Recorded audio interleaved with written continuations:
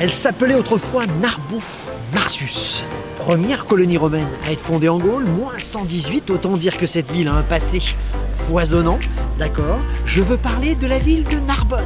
Nous sommes sur la place de l'hôtel de ville, le cœur vivant de cette ville du sud qu'on a bien aimé et qu'on vous invite à visiter aujourd'hui.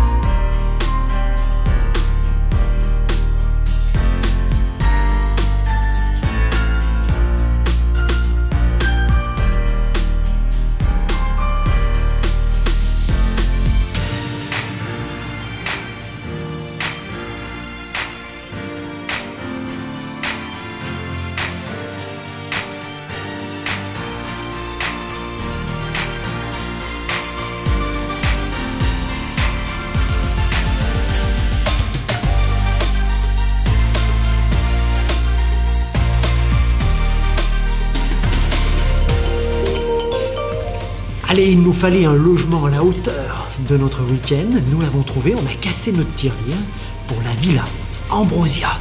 Imaginez des chambres super mignonnes, autour d'un patio central à la marocaine, et en bas, cerise on the cake. Une piscine chauffée, que demander de mieux?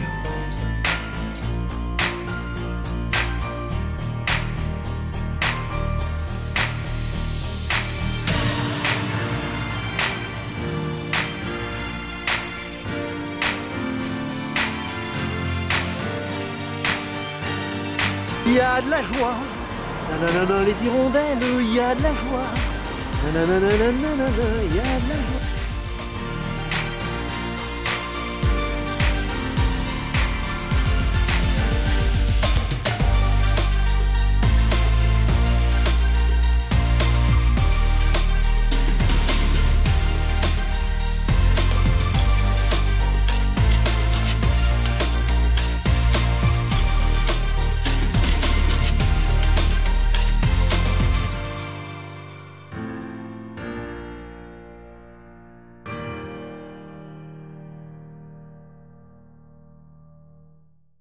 Derrière moi, le fameux pont des marchands qui traverse le Robin, évidemment, qui reliait le bourg à la cité autrefois. Sachez que c'est là-dessus que la Via Domitia passait également.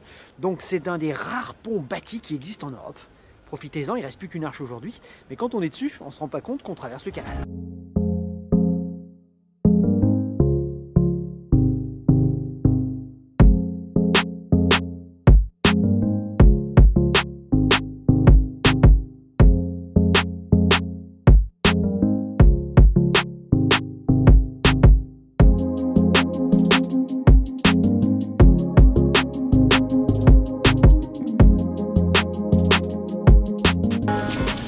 Nous sommes sur la place de l'hôtel de ville de Narbonne.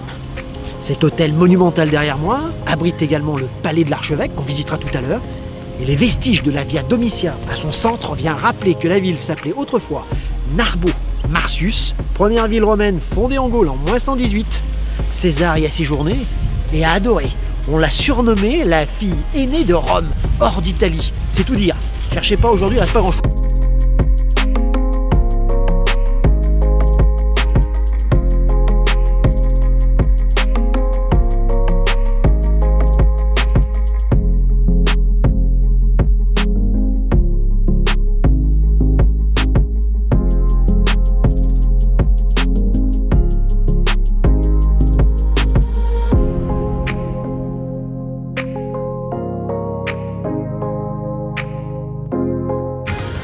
On pense, quand on est sur la place de l'hôtel de ville, à jeter un petit coup d'œil à la grande cour du palais de l'archevêque. On voit que l'homme important à cette époque au Moyen-Âge, c'est lui. Quand on voit la taille de son monument, second ensemble monumental de ce type en France, après celui d'Avignon, les papes, quand même.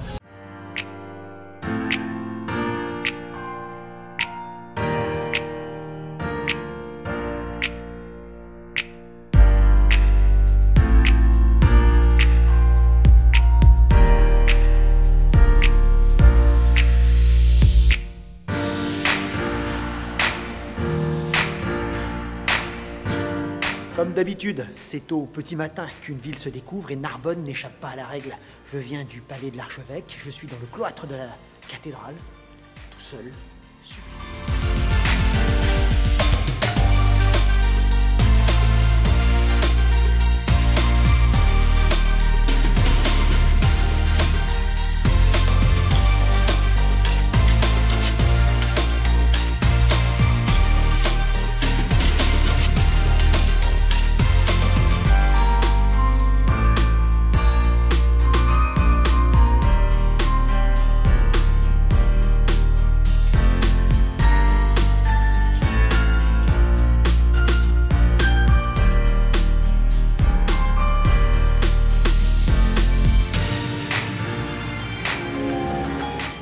Bienvenue dans le cloître du monument le plus emblématique de la ville de Narbonne, la cathédrale Saint-Just.